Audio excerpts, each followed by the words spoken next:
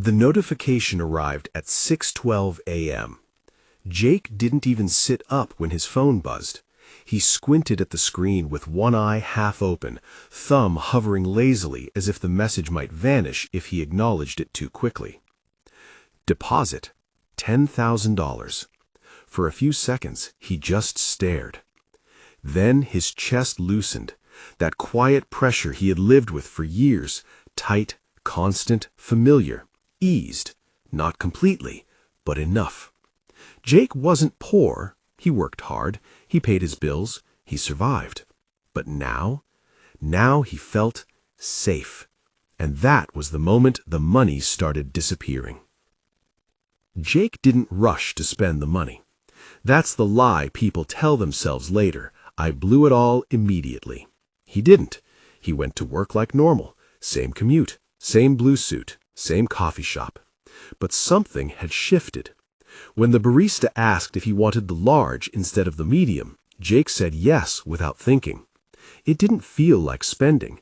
It felt like permission.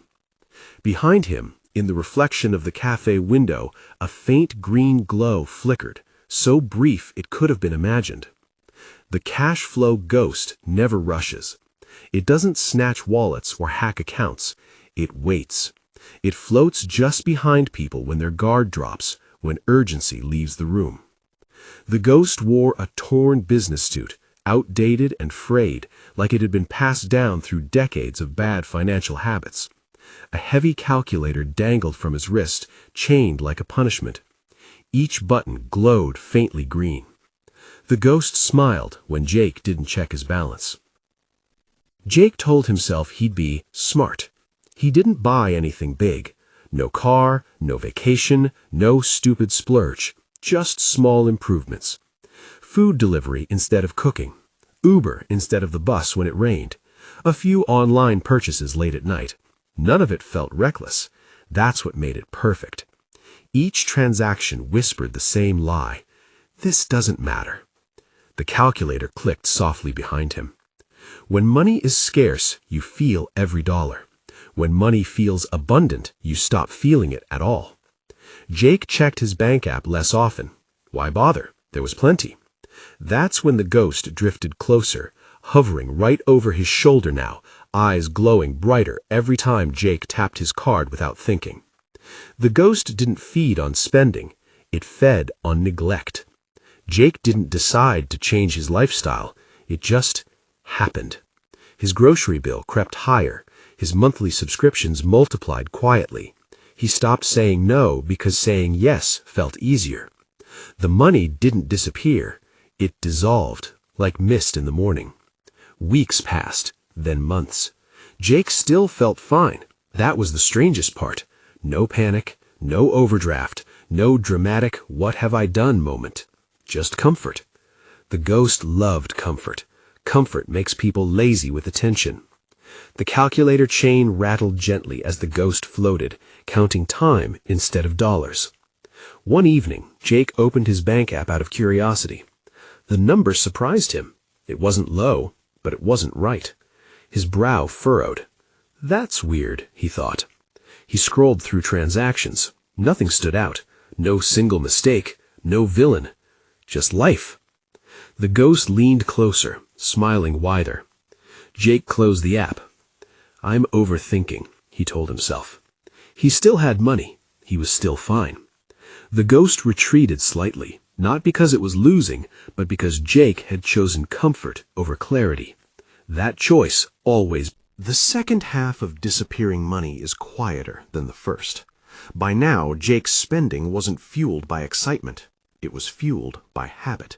This was his new normal. Bills were higher. Expectations were higher. Baseline comfort was more expensive. The ghost didn't need to whisper anymore. Jake had internalized the voice. Another paycheck arrived. Jake barely noticed. The $10,000 no longer felt separate from his regular income. It had blended in. And once money blends in, it loses its identity. Money without identity has no defense. 6 months after the deposit, Jake sat alone at his kitchen table. Rain tapped lightly against the window. He opened his bank app again, this time slowly, carefully. The numbers stared back at him. His stomach dropped. The $10,000 wasn't gone, but it might as well have been. Jake tried to trace it. He couldn't. There was no moment to regret, no single decision to undo, just a long trail of reasonable choices that added up to disappearance. The room felt colder. That's when Jake felt it. A presence. "You took it," Jake said aloud, though he didn't know who he was talking to. The Cashflow Ghost appeared fully for the first time, floating, smiling, calculator glowing. "No," the ghost whispered calmly. "You gave it to time." Jake clenched his fists. "I didn't waste it." The ghost nodded. "Exactly." The ghost floated closer, eyes glowing brighter. "You think money disappears through bad decisions. It doesn't. It disappears through unassigned ones." The calculator flashed numbers, small ones, hundreds, tens. "I don't need one big mistake," the ghost continued. "I just need you to feel safe."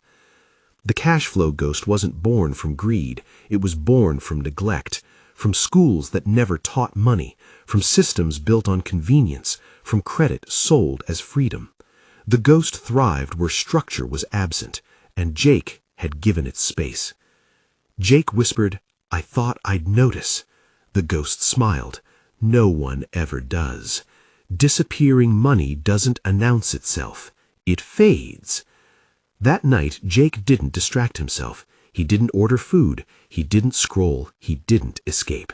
He stayed with the discomfort. And for the first time, the ghost looked uneasy. The ghost spoke again, slower now. "There are rules to haunting money. I only show up when money has no job. I grow stronger when choices are delayed. I weaken when systems replace willpower." The next paycheck arrived. This time, Jake didn't feel relief. He felt alert. The moment the money hit his account, he moved it. Savings gone immediately. Bills handled. Spending limited. The ghost hissed softly. The calculator dimmed. Month by month, Jake automated more. Less thinking, less temptation, less negotiation. The ghost shrank. One night, the ghost appeared one last time. "If you kill me," it whispered, "life will be boring." Jake smiled. Peace isn't boring. The Cashflow Ghost faded, not destroyed, just no longer fed. If you've ever wondered where your money went, it wasn't stolen, it wasn't wasted, it wasn't bad luck. It was unattended, and unattended money always disappeared.